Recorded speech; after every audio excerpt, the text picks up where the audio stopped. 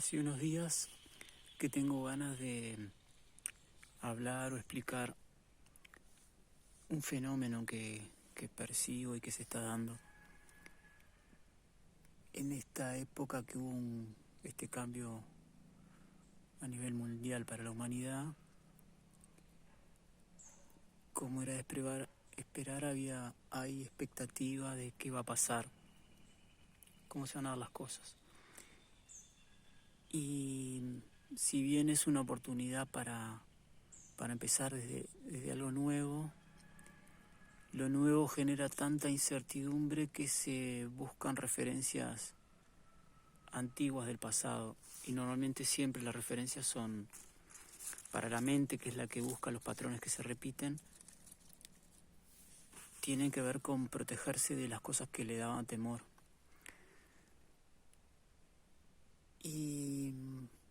Y buscar o tener la expectativa de las cosas que le produjeron placer. Así funciona la mente, que analiza y busca patrones y trata de encontrar lo repetido, lo cíclico. Y incluso vi ese fenómeno de preocuparse por lo que harían los gobiernos o lo que haría toda la humanidad en grupos que están supuestamente muy avanzados, que hablan de la unidad o que conocen, por ejemplo, que todos somos uno.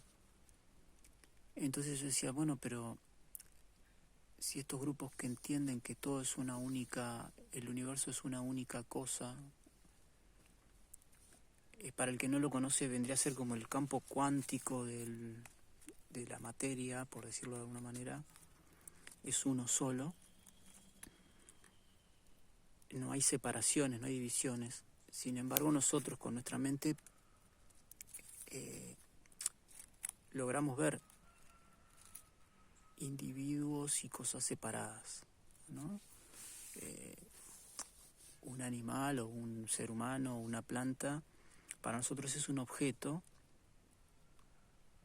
definible más o menos, porque si entramos a ver las fronteras, ahí es donde uno se da cuenta de que no hay división, porque estamos recibiendo constantemente a nuestro cuerpo, que vendría a ser la definición del objeto, átomos que vienen a distintas frecuencias de otros lugares. Una frecuencia rápida es la respiración, en la que se intercambian átomos rápidamente y por tanto la frontera de nuestro cuerpo está cambiando, ¿no? Con cada exhalación e inhalación. Y frecuencias más lentas con la comida y la deposición, vendría a ser la frecuencia lenta que tenemos, o la frecuencia más lenta cuando nuestro cuerpo muere y se descompone en la tierra, por ejemplo. Entonces, teniendo presente eso, obviamente no hay una definición de objeto muy como matemática, muy fija y rígida. Y cuando uno explora eso se da cuenta que todo está interrelacionado y todo es un solo ser vivo o un solo universo, una cosa así. Pero ¿qué pasa? Igual, a pesar de tener esa percepción, la mente, cuando está funcionando, se preocupa de lo que va a pasar en el mundo. Entonces, una idea que puede ayudar tiene que ver con la fractalidad y la holografía del universo, de que que cada parte, por ejemplo la holografía, cada parte de nosotros o de lo que observemos tiene en sí mismo la información del resto del universo, como pasa por ejemplo con la gotita de agua y el océano. Conociendo la gotita de agua podemos conocer el océano, porque todo es agua. Lo mismo pasa con nosotros. Conociéndonos a nosotros y nuestros pensamientos podemos conocer lo demás. Y la fractalidad tiene que ver con cómo se repiten los procesos. Normalmente los fractales son esos dibujos que se ven por computadora en los que uno se acerca y a medida que se acerca ve que se repiten en las partes más chiquitas formas parecidas a las que uno viene, que son más grandes. Y las escalas se repiten y repiten y repiten. Y en nuestra vida, con nuestra mente, lo que podemos observar es que hay ciclos grandes y ciclos chicos, pero son todos ciclos, son todos bucles. Y observando esos bucles y ese funcionamiento podemos entender cómo es todo en general. Entonces, ¿qué va a pasar con el mundo? Va a pasar lo mismo que ha estado pasando siempre. Y lo que está pasando,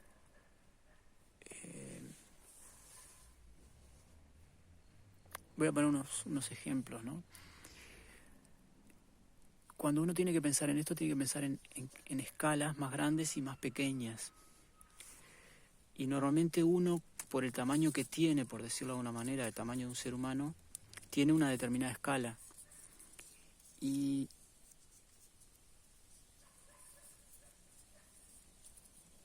por ejemplo, un país o un imperio o un continente tienen otra escala, pero los patrones son parecidos. Y si los observamos vamos a entender qué es lo que pasa y nos vamos a poder ubicar mejor.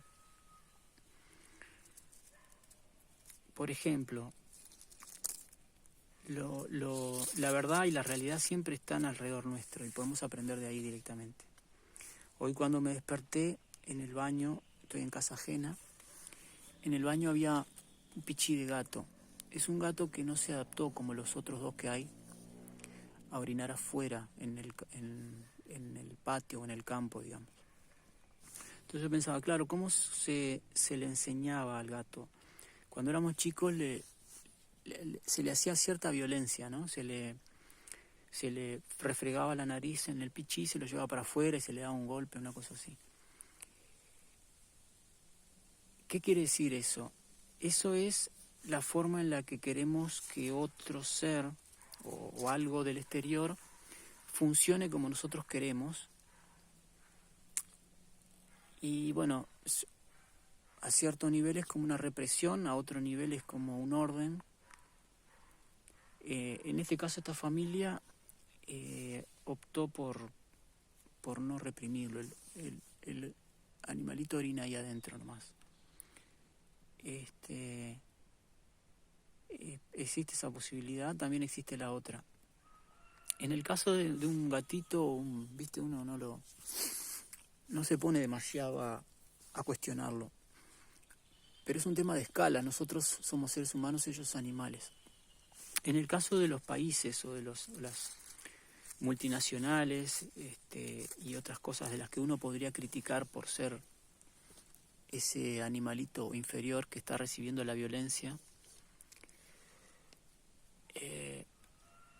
una manera de equilibrar todo es entender de que son organismos más grandes que tienen otra forma de ver la realidad. Y pueden usar violencia o no dependiendo del espacio que quieran controlar y manejar. Uno podría pensar, claro, es malo, pueden matar a una población por querer los recursos de esa zona. Eso es malo por la escala en la que nosotros estamos. Lo mismo puede ser perjudicial o involucrar muerte cuando nosotros nos apropiamos de una casa y pretendemos desalojar de ahí otras formas de vida, eliminándolas con venenos o como sea. Lo que quiero que notes es que para las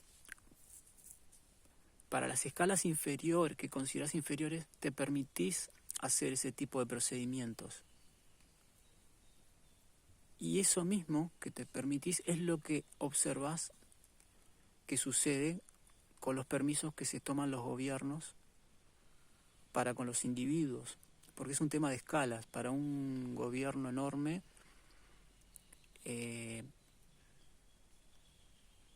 un individuo es como una pequeña especie que está colonizando en su territorio, que puede permitirle o no Te puede parecer, puede chocar contra tu idea de lo que debería ser correcto, pero dentro de la norma del correcto, del objeto grande, el país, puede que algunas cosas no sean bien vistas. Y eso lo decide el ser ese, ¿no?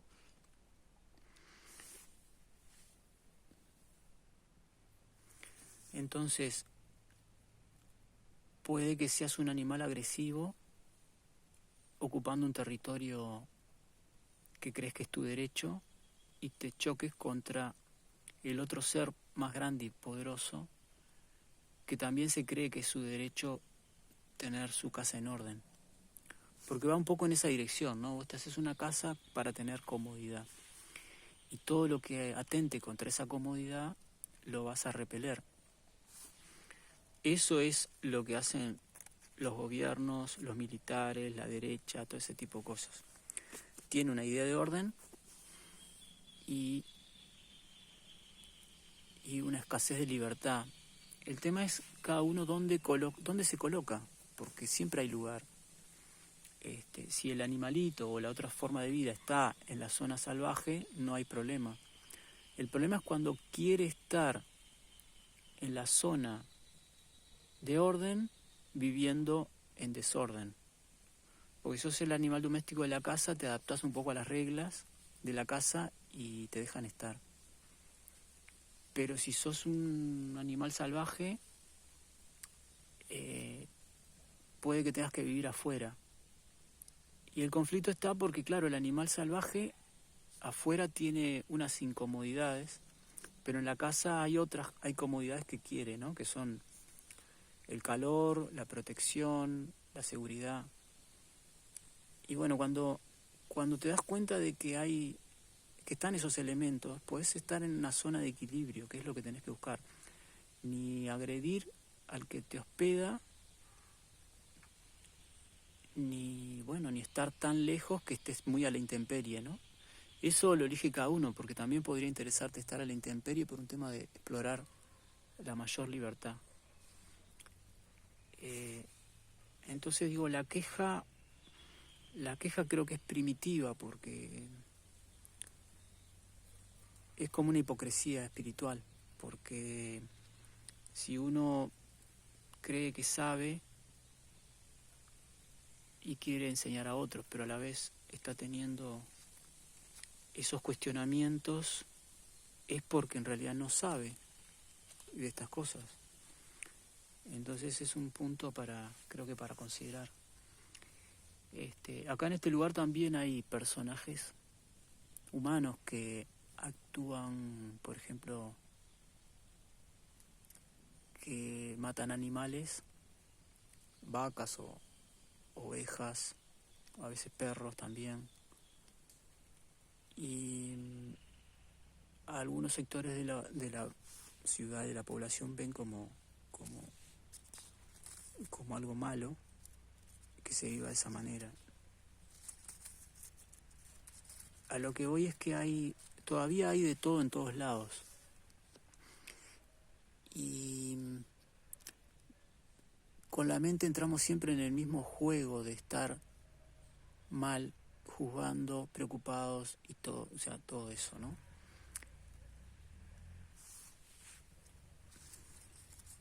Estoy tratando de ver cómo invitar a poder dejar esa guerra y entrar en la paz y en el equilibrio, en la unidad, en esa unidad que es la que nos da la paz y la tranquilidad, la adaptación. Cuando vemos que la realidad tiene esas características, ya no hay necesidad de luchar, es solo colocarse donde corresponde, donde queremos estar, en el punto de equilibrio, donde ni le compliquemos a otros, que haya peleas, que normalmente es por el territorio, por el espacio. Como nuestra mente es más compleja, el espacio ya es más complejo, involucra también la ideología, el que otro tenga la misma forma de pensar que nosotros. Eso es súper territorialista. y lo seguimos conservando. Y es mucho más sano considerar que, así como vemos alrededor, la diversidad es sustentable también. Las distintas especies tienen sus lugares de habitabilidad, y en la mente pasa lo mismo. O sea, puede haber gente que quiere ser de derecha y va a seguir existiendo, y gente de izquierda que quiere la otra polo y va a seguir existiendo. Va a seguir existiendo todo porque la realidad tiene toda esa gradación de elementos: frío, caliente, amplio, estrecho.